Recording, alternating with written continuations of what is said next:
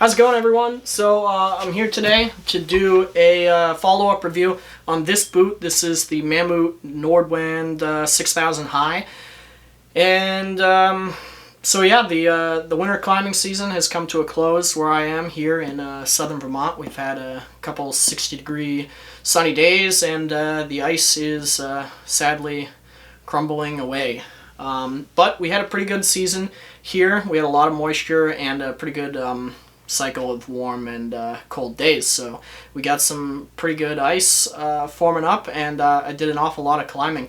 Now this boot was new to me this year, and I believe I climbed every single day that I did climb in this boot. I'll say right off the bat, the biggest benefit of this boot is its warmth to weight ratio. Now this is a 6,000 meter rated boot, whatever that means these days, and so it is a little bulkier on your foot than some boots, but it's crazy light.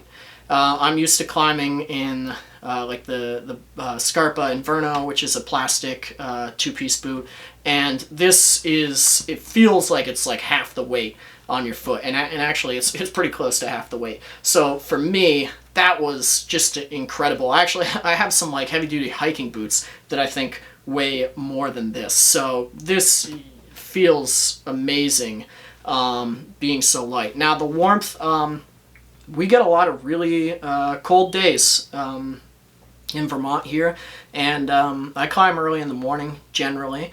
So I was out there quite a few days in sub-zero temperatures with the wind ripping, and this boot is amazing. My foot never got cold in this boot.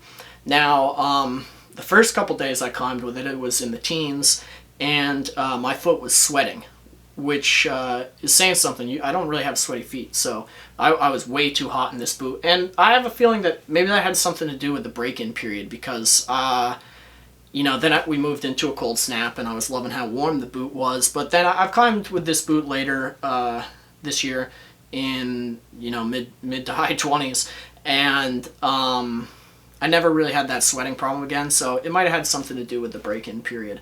But yeah, the warmth to weight ratio is just unbelievable with this boot. It blows the competition out of the water. So a couple other things I was worried about was, first and foremost, the durability. Now the rubber here that's kind of overmolded over everything, this black and orange stuff, it's a little soft feeling, it's tacky feeling, and so I was really worried that was going to get chewed up.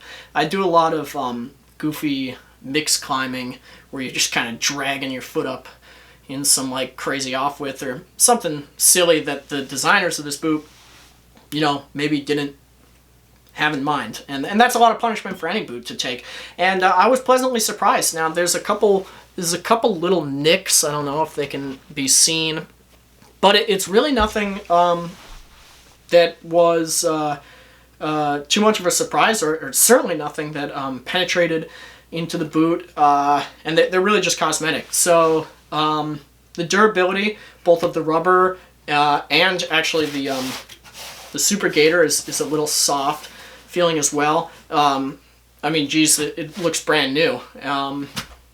And I put up quite a few miles, horizontal and vertical, on this boot. So I was pleasantly surprised with that. Now another thing that I was worried about was this black with the chevrons, the orange chevrons here, is like a sort of soft-ish, compared to other climbing boots, midsole material.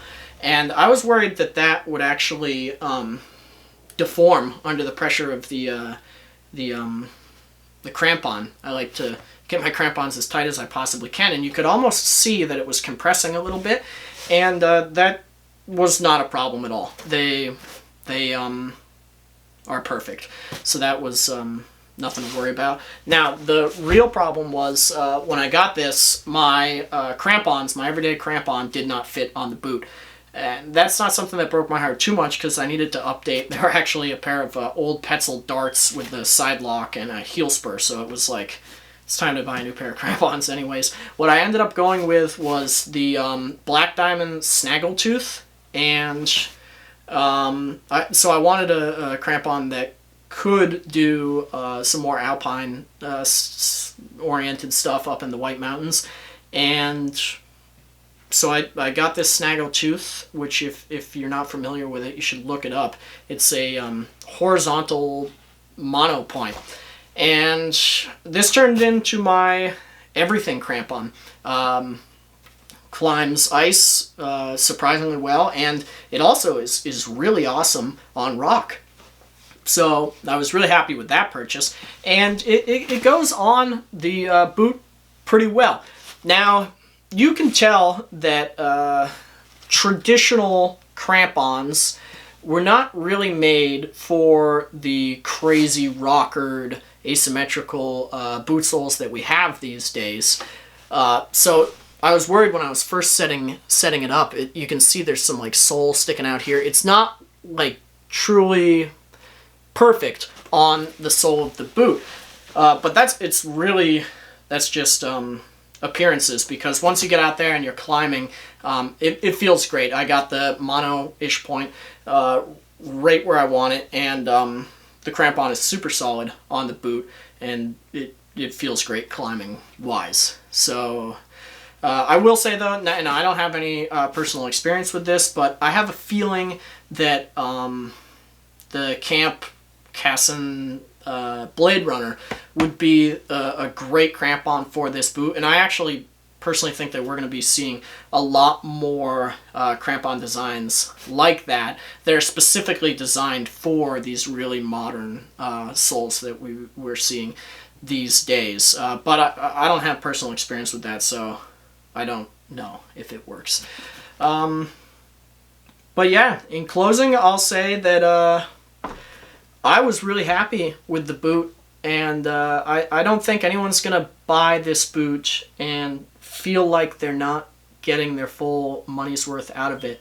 So I guess that brings us to one more piece, is that I don't know if they had production problems like associated with COVID or something, or if it just sold way better than they thought, but this boot has been out of stock pretty much since, I don't know, since this whole year. It's been out of stock, and I've actually had some people messaging me asking me where they could pick the boot up, and I don't know. I hope that they plan on keeping the boot in their lineup. It was new this year, and I think it's a really amazing boot, but yeah, it's nowhere to be found, not on their website or anything right now.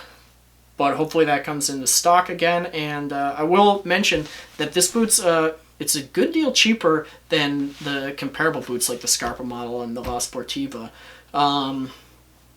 And so that's something to consider. But yeah, thanks for watching. If you have any questions, just get in touch with me in the comments, and I'll try to get back to you promptly.